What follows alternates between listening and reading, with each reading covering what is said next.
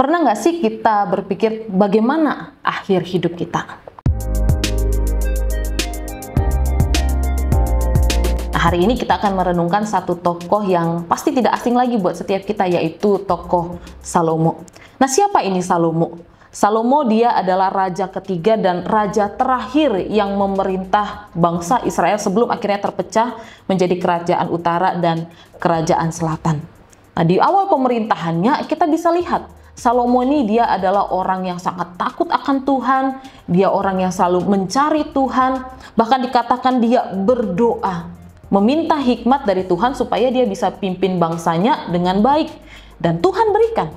Kalau kita lihat ya, kita ingat-ingat ada peristiwa di mana Salomo didatangi oleh ratu dari negeri Sheba. Dia datang dari jauh sekitar 2000 km hanya untuk memastikan apakah benar memang Raja Salomo ini adalah raja yang penuh hikmat dan kebijaksanaan.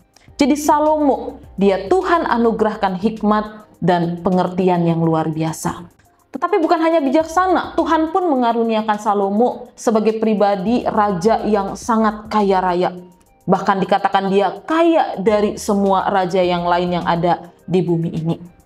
Itu di awal kita melihat kehidupan Salomo. Dan bagaimana akhirnya?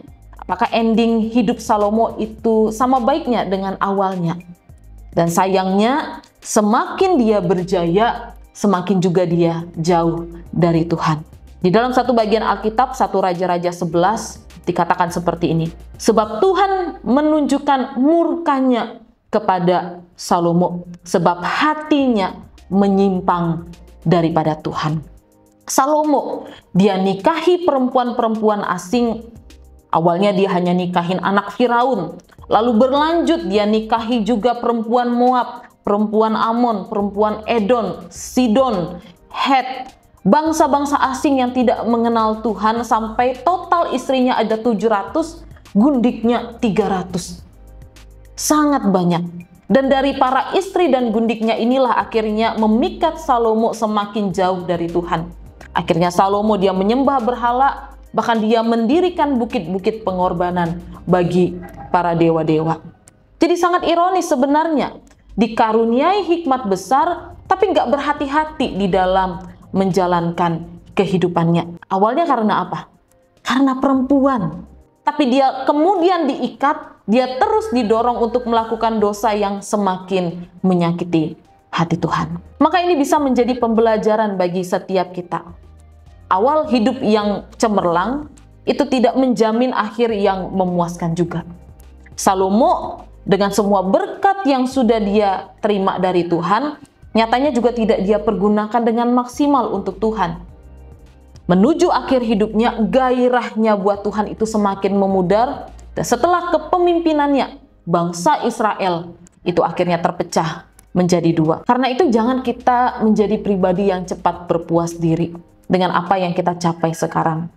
Jangan terlalu cepat berbangga dengan semua keberhasilan ataupun kemampuan yang kita rasa kita miliki itu. Bangga dengan materi, bangga dengan pemikiran kita sendiri.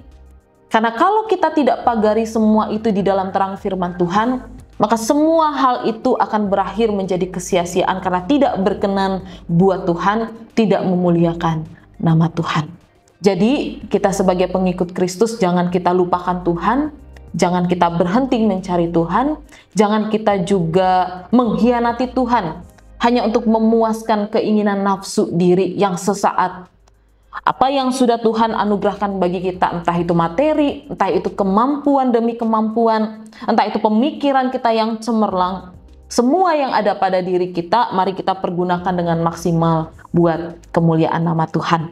Kiranya Tuhan menemukan kehidupan kita sampai akhir, tetap menjadi pengikut Kristus yang setia, yang percaya dan teguh di dalam iman kepada Tuhan. Amin. Tuhan memberkati kita semua.